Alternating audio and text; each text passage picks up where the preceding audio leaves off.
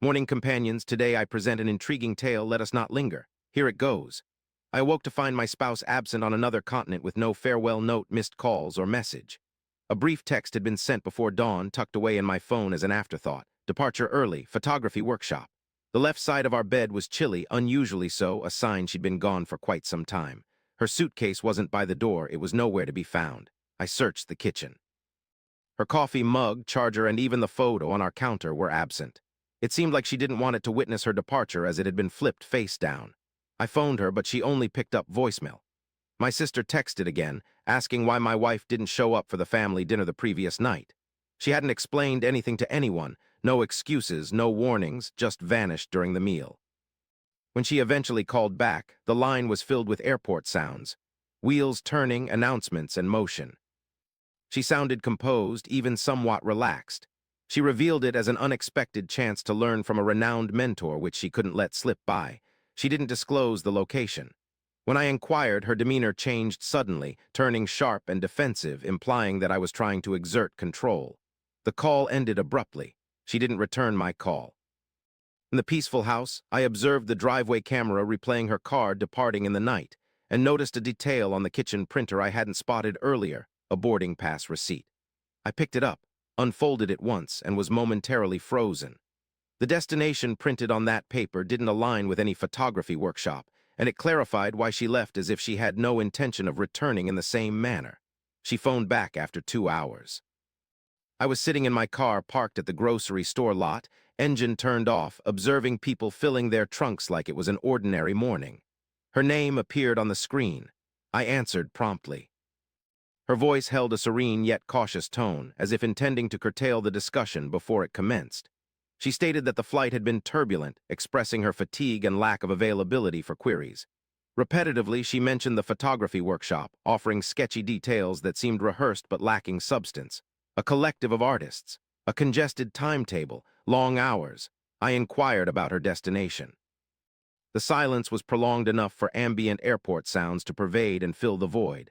She then chuckled softly, asserting that the specific city wasn't significant, claiming my focus frequently veered off target. She emphasized that this wasn't about me, urging me to be encouraging rather than suspicious.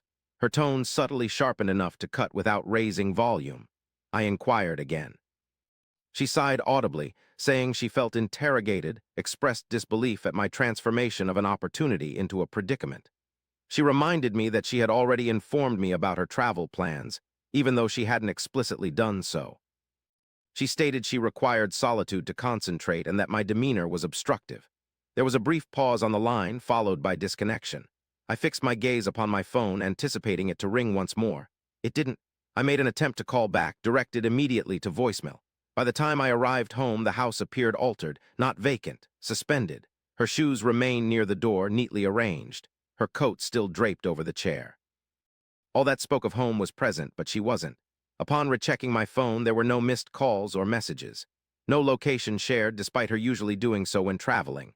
That night, I consumed leftovers alone and sat at the table where she had vowed to return before the end of the week.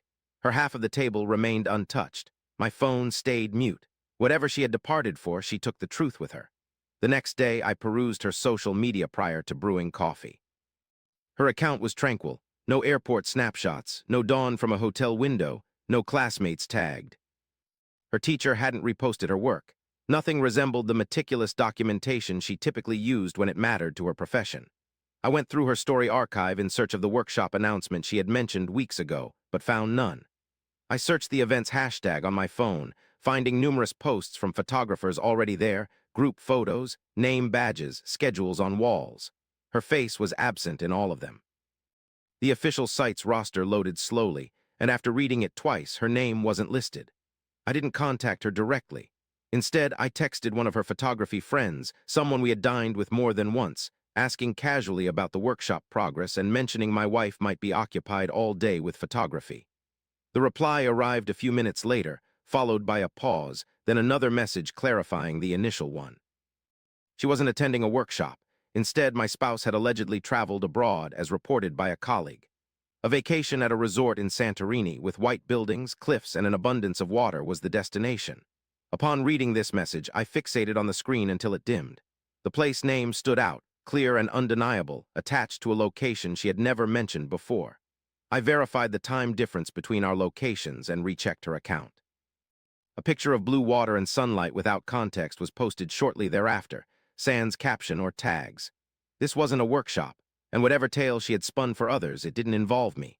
By the second day, different stories surrounding her trip began to emerge based on who was narrating them. Another photographer privately informed me, through a group chat, about my wife's supposed good fortune to escape for a few days to someplace warm. When I inquired as to where they heard this information, their response came hesitantly, then ceased entirely. A few minutes later, the message was deleted from their end.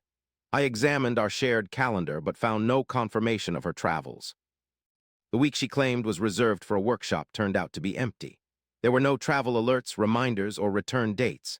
That afternoon, I examined the credit card bill. Charges from a boutique hotel and a private transfer service in euros appeared, none of which corresponded to her described workshop schedule. Nothing seemed last minute. Upon trying to call her again, she answered on the third ring, sounding distracted and breathy, unlike when traveling alone. I informed her about the overseas location of the workshop. She didn't deny it, but instead stated that the plans had changed due to the instructor relocating the sessions, claiming it was complicated and she didn't have time to elaborate. When I brought up Santorini, there was a pause. She insisted someone was spreading rumors. She suggested people were envious. She warned me to stop inquiring, stating that continued probing would embarrass her professionally. Then she hung up. That night she disappeared from sight and her account became accessible only to followers. Messages I sent reached their destination but remained unopened. This wasn't a misunderstanding. Those around her were given just enough information to recount the same tale without grasping the entire truth. The pieces fit too perfectly. The sequence of events corresponded too closely. She hadn't gradually vanished. She had meticulously planned this. Whatever she was doing on that island, she didn't anticipate me tracking her footprints. I booked a flight that same evening, making no prior announcement or contacting her. I packed for a brief business trip as usual, locked the house, and arrived at the airport before dawn. By the time my phone pinged with another unread message from her, I had already cleared security. The plane landed under the cover of night. I bypassed a hotel. As soon as my phone picked up a signal, I checked her social media. A fresh photo had been uploaded while I was en route. It came without a caption or tags. A single white wall, a blue shadow, and a curving railing that pointed towards the water. I saved it, zoomed in, and adjusted the angle to match a resort terrace discovered during an earlier week's location search she had neglected to disable. The destination wasn't elusive. Upon checking in under my name, I remained in my room until late afternoon, observing the sun lowering enough to cast long shadows on balconies. Guests emerged to terraces in duos and small clusters. Cameras appeared.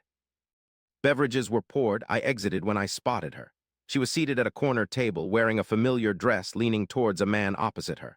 Without hesitation, he reached for her hand. She did not recoil.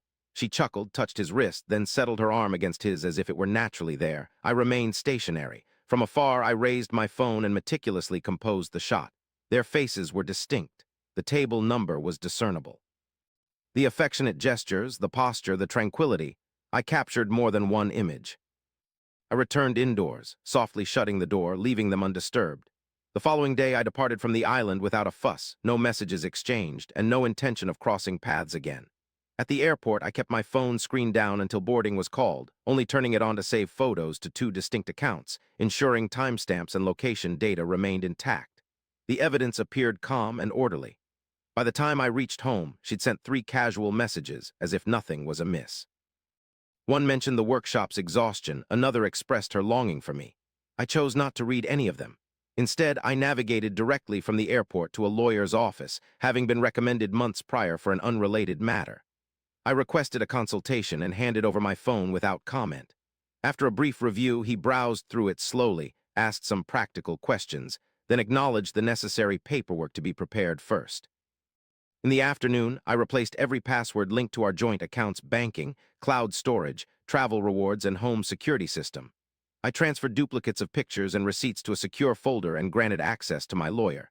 No major events occurred. There was no need for raised voices.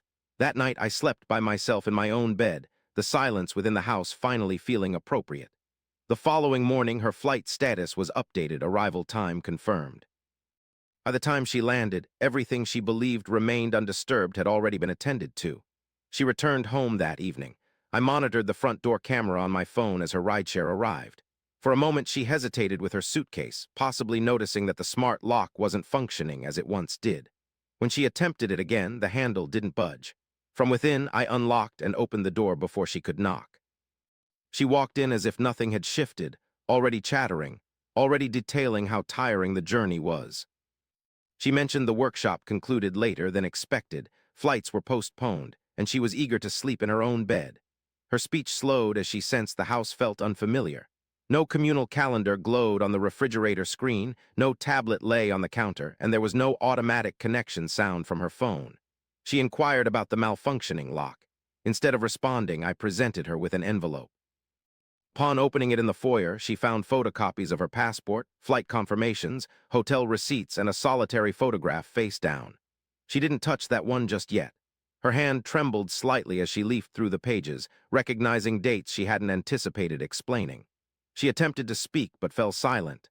I informed her she could take her luggage and any personal belongings she required, but the rest would be managed by attorneys.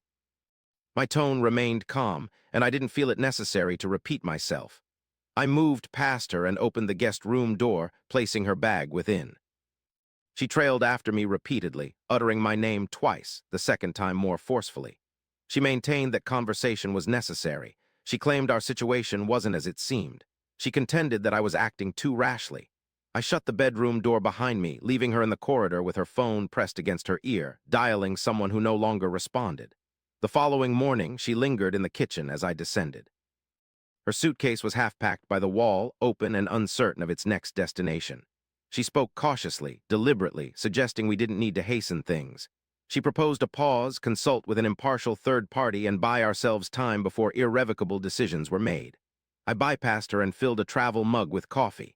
She persisted behind me, maintaining a distance, offering to clarify everything thoroughly. She admitted the trip wasn't supposed to turn out this way. She acknowledged mistakes had been made, but she insisted our relationship didn't have to end irreversibly if we approached it maturely. I put the mug on the counter and placed a folder next to it, containing documents my lawyer had prepared during the night. She identified the layout before even glancing at the title page. Her hand paused when she saw the signature line with my name pre-printed. I informed her the process had begun. I told her all communication would be through lawyers from now on. I told her there wouldn't be any delays, no therapy sessions, no attempts to rewrite events already recorded. She inquired if this was due to the photographs. I remained silent. Instead, I picked up my keys as I departed the house, leaving her standing behind me with the folder, contemplating dates and names that left no room for ambiguity. The door shut between us without a farewell. By the time I reached the end of the driveway, she realized there would be no repeat of this discussion. She chose to remain indoors that day. Upon my return in the evening to retrieve some items, her car remained parked in the driveway with the lights on inside. The suitcase was absent from the kitchen.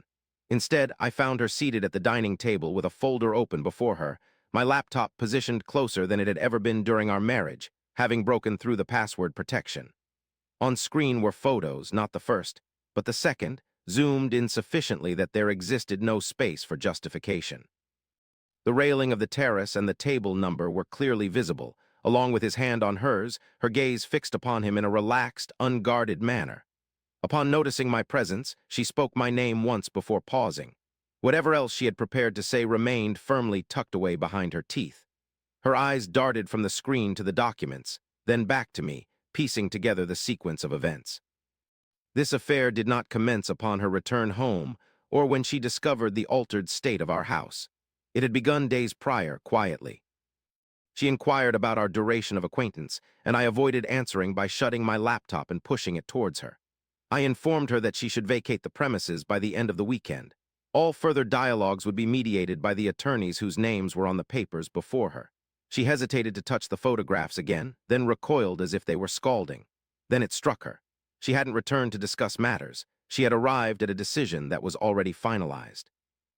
I departed 2 days later, neither hastily nor while she was still present. I visited in the early morning hours, took only what was essential, and left the rest undisturbed, as it was when our household functioned smoothly. The locks were to be replaced later that day. The attorneys handled the remainder. She wasn't there when I departed. Days elapsed without incidents. Boxes were collected. Documents were ratified. Communication flowed via lawyers rather than phones. The house was discreetly sold, absent of photos or posts I could respond to. Her name ceased to appear alongside mine in any former joint venues. I leased a modest dwelling on the opposite side of town. No synchronized schedules, no location tracking, no queries regarding my whereabouts or anticipated returns. The tranquility remained unblemished. One afternoon, several months later, I encountered someone who knew her. They claimed she'd informed others that the journey had been misconstrued, that events progressed too rapidly. They said she was attempting to reconstruct, attempting to clarify. I opted not to contradict them. That night, I sat on the balcony of my apartment as the city dimmed, my phone screen downwards on the table. No alerts, no pending messages, no incomplete dialogues waiting for a resumption. Whatever she believed the workshop would offer her, she had left something behind instead. And I never returned to retrieve it. Thank you for watching until the end. Share your thoughts below. I read each comment. Don't forget to subscribe for more.